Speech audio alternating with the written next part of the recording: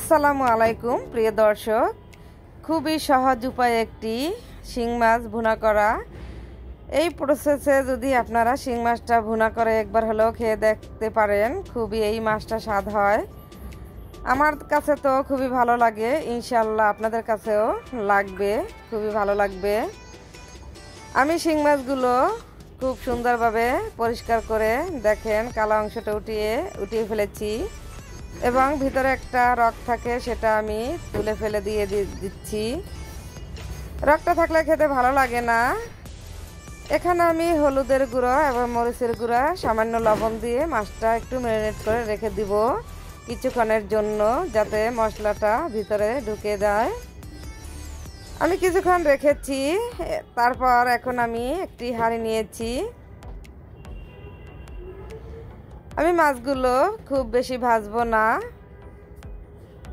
এপিট ওপিট করে সুন্দরভাবে একটু ভাজা ভাজা হলেই আমি উঠিয়ে ফেলবো, কালো করব না। ভাজতে ভাজতে অনেক সময় মাছ দেখা যায় কালো হয়ে যায়, খেতে তিতা লাগে, সেভাবে করা যাবে না। এই দেখেন আমি কিভাবে মাছটা লালচে করে উঠিয়ে ফেলতেছি, সেম এভাবেই মাছটা ভাজতে হবে, তাইলেই দেখবেন মজা হবে মাছটা। আমি সবই এইভাবে ভেজে নিব।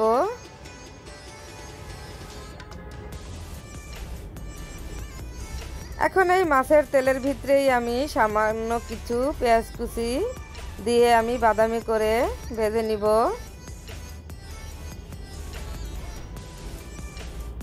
আমি একটা তেজপাতা ছিঁড়ে দিলাম জাস্ট একটু ফ্লেভারের জন্য, যেহেতু মাছ অনেক সময় মাছ অনেকেই খেতে চায় না, তাই একটু অন্য ফ্লেভার থাকলে মাছটা খেতে ভালো লাগে। এখানে আমি 2 টেবিল চামচ পেঁয়াজ বাটা দিয়ে দিচ্ছি, আদা রসুন বাটা 1 চামচ দিয়ে দিচ্ছি এবং সামান্য একটু জিরা বাটা দিয়ে দিচ্ছি। এটি দিয়ে আমি তেলের উপরে একটু হালকা করে ভেজে নিব, যাতে কাঁচা ভাবটা চলে যায়। ছিটে ওঠার কারণে আমি সামান্য একটু লবণ দিয়ে দিচ্ছি, যাতে রান্না করতে বসলে গায়ে ছিটে না যায় মশলাটা। আমি চুলার জালটা একটু ডিম করে রেখে আমি শুকনা হলুদের গুঁড়া, মরিচের গুঁড়া এবং ধনিয়ার গুঁড়া লবণ দিয়ে তেলের উপরেই আমি এটা একটু লাড়িয়ে চাড়িয়ে নিচ্ছি। আমার চুলার আঁচটা কিন্তু কমানো আছে, পুড়ে যাবে না। এখন আমি পানি দিয়ে দিচ্ছি কষানোর জন্য, গরম পানি দিয়ে দিচ্ছি।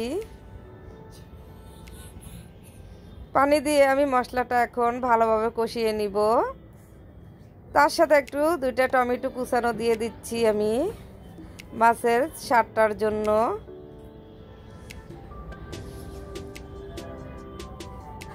আমি টমেটোটা খুবই গলিয়ে নিব, কারণ এখানে আস্তা রাখবো না, মশলাটা খুব ভালো লাগবে এভাবে গলিয়ে নিলে। দেখেন মশলাটার সাথে কিন্তু টমেটোটা খুব সব মিলে গেছে।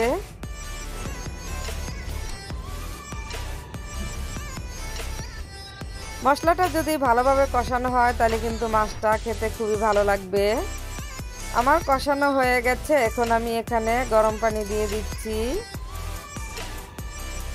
এখানে বেশি পানি দিব না আমি, কারণ মাছটা যেহেতু মাখা মাখা ভুনা হবে। একটু বলক হওয়ার পরে আমি মাছগুলো দিয়ে দিব। বেশি পানি থাকা অবস্থায় মাছগুলো দিলে কিন্তু মাছ ভেঙে যায়, নরম হয়ে যায় এবং দেখতেও ভালো লাগে না, খেতে তো খুবই খারাপ লাগে। তাই ঝোলটা একটু টানিয়ে আসলে তখন মাছগুলো দিয়ে দিলে মাছটার স্বাদটা ঠিক থাকে এবং খেতে বেশ ভালো হয়। আমি 2-3টা কাঁচামরিচ দিয়ে দিচ্ছি।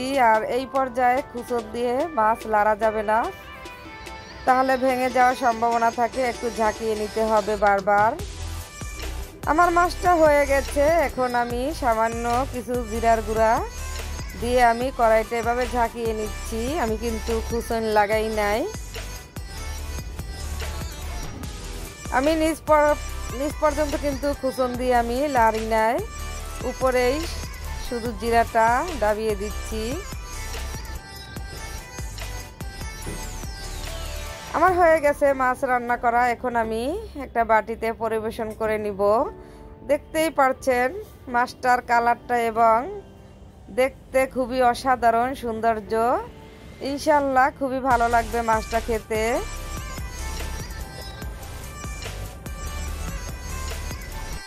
আপনারা একবার হলেও এই মাছটা আমার মতো রান্না করে খেয়ে দেখবেন, ইনশাআল্লাহ খুবই ভালো লাগবে। আমার তো খুব ভালো লাগবেই, কিন্তু আপনাদেরও লাগবে, আমি এটা গ্যারান্টি দিয়ে বলতে পারি। আমার ভিডিওটি যদি আপনাদের ভালো লেগে থাকে অবশ্যই একটি লাইক ও কমেন্ট করবেন। আপনাদের একটি কমেন্টই উৎসাহ জাগিয়ে তোলে আমার নতুন ভিডিও করার। ইনশাআল্লাহ অবশ্যই আমাকে একটি কমেন্ট করে জানাবেন মাছটি কেমন হয়েছে এবং দেখতে কেমন, খেতে কেমন। আল্লাহ হাফেজ।